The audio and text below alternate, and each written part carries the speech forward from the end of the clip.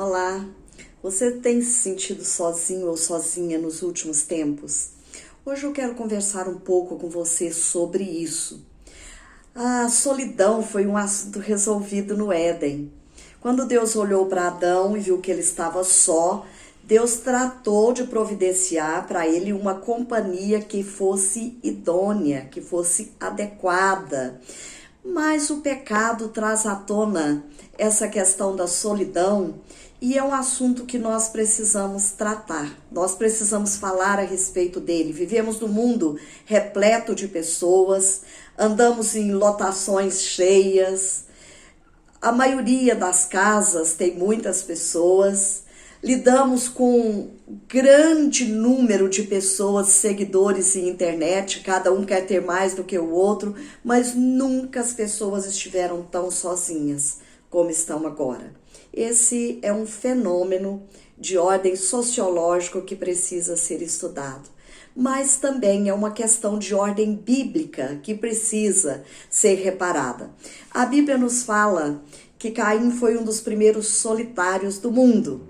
Caim andou errante e solitário sobre a terra. A palavra de Deus nos fala de uma mulher, Agar.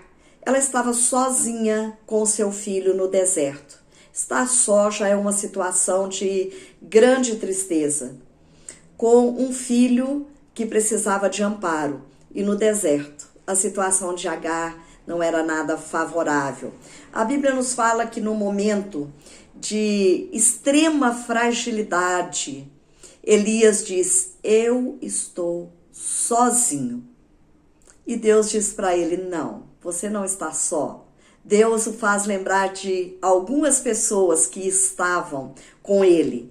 A palavra de Deus revela lá no Salmo 31 que Davi faz uma queixa em relação a isso. Olha só o que Davi diz no momento de extrema solidão da sua vida. Possivelmente ele estava fugindo de algum inimigo que era muito recorrente na vida de Davi. Ele expressa da seguinte forma no Salmo 31: estou esquecido no coração deles, sou como um vaso quebrado.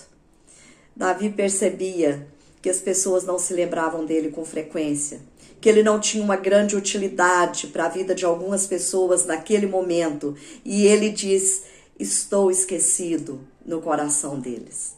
Será que hoje eu não estou falando para muita gente com o mesmo sentimento?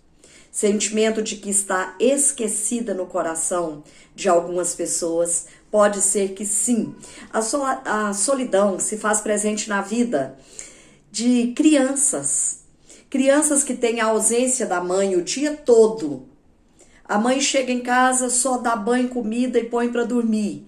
Essa criança muitas vezes desenvolve uma solidão que se torna patológica. Eu não quero falar da solidão de ordem patológica, que esse assunto já é mais complexo e eu não teria condições de falar a respeito dele. Mas eu quero falar de uma solidão sociológica, de uma solidão que atinge as pessoas de forma geral e atinge até mesmo as crianças. Pensam a respeito disso. Nós podemos ver que adolescentes sentem só, porque eles não têm alguém para ser tutor, alguém com que eles possam conversar e revelar as suas tristezas mais profundas, as suas dúvidas mais sinceras, até mesmo em relação à sua identidade. Alguns adolescentes estão severamente comprometidos com a solidão, por isso que eles estão fechados dentro dos seus quartos. O dia todo na internet, o dia todo grudado no seu celular. Existem adultos solitários, com certeza. Alguns estão indo para o seu ambiente de trabalho em empresas enormes, com muitas pessoas, ou estão vivendo num contexto de família, com filhos, com esposa ou com esposo, e ainda assim se sentem solitários porque não têm com quem compartilhar as suas dúvidas, as suas questões mais complexas e difíceis. E os idosos? Eu penso que os idosos são as maiores vítimas da solidão. Tiveram vidas repletas de pessoas e agora A vida se resumiu às vezes num quartinho, numa casa, sem a visita de muitas pessoas. E quando as pessoas vão rapidamente apenas para cuidar daquelas necessidades mais básicas do idoso. A solidão atinge a todos. É uma realidade terrível e acompanha de forma muito especial a velhice.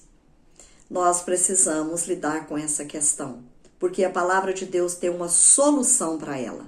E nós precisamos então recorrer à palavra de Deus, porque eu não quero ser uma solitária e nem você, com certeza, mas nós precisamos buscar o auxílio na palavra do Senhor.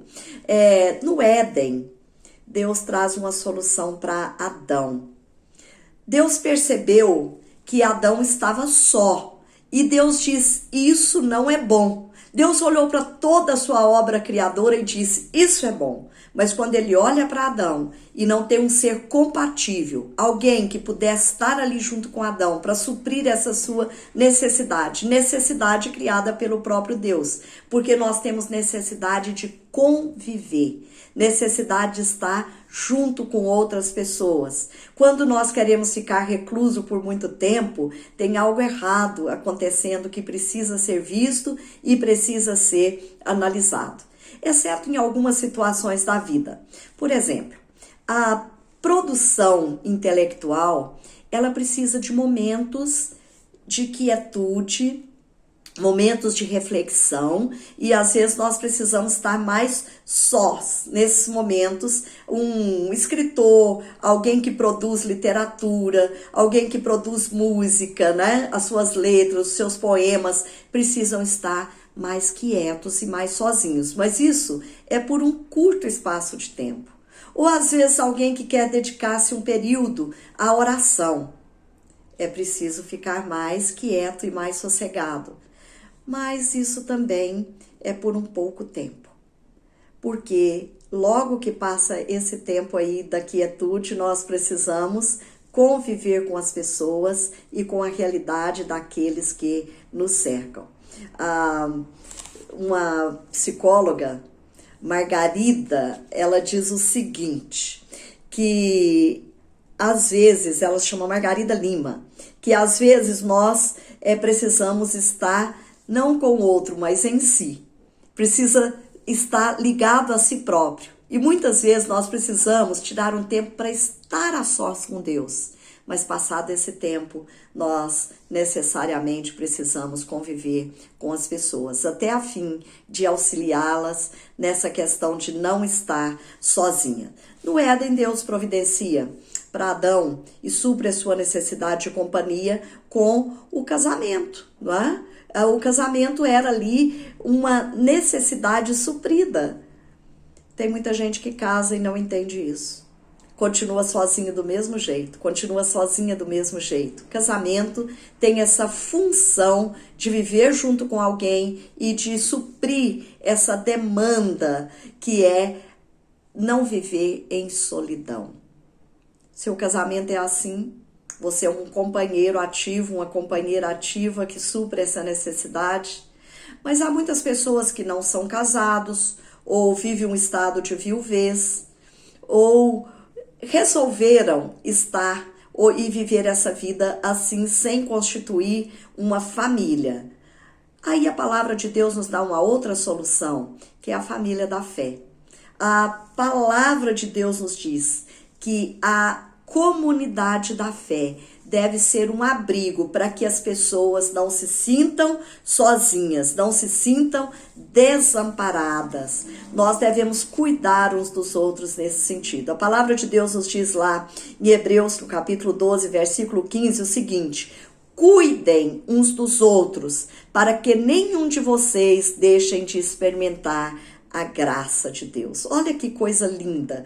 Nós precisamos estar atentos àqueles que fazem parte da nossa comunidade da fé, para que eles igualmente experimentem a graça de Deus que nós experimentamos em Cristo Jesus e que não se sintam isolados, sozinhos, apáticos. Nós precisamos estar atentos às crianças, aos adolescentes, aos adultos, aos idosos e atender essa necessidade que é real. De repente, alguém procurou a sua comunidade da fé porque estava se sentindo sozinho e quer ser acolhido.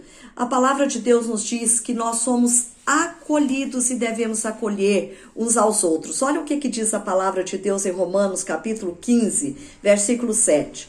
Portanto, acolhei-vos uns aos outros, como também Deus, em Cristo, vos acolheu para a sua glória.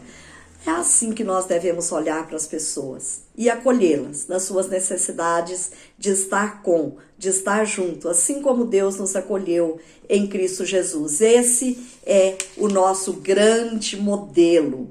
E nós acolhemos para quê? Qual a finalidade disso? Primeiro é para que as pessoas se sintam amparadas.